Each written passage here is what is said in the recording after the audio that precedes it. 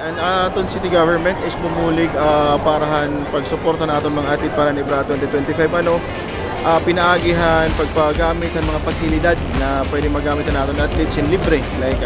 City Astrodome din open para nira mga trainings kung mga masulod din sa kabulan and pag-training nato mga kabataan di Astrodome and nag-provide gyapon ng city government in mga vitamins or supplements para naton mga athletes and of course ang mga transportasyon para ngadtuhan aton mga pasilidad na gagamiton na naton mga kabataan. Focus lang kamuhan iyong mulay, paniguro kita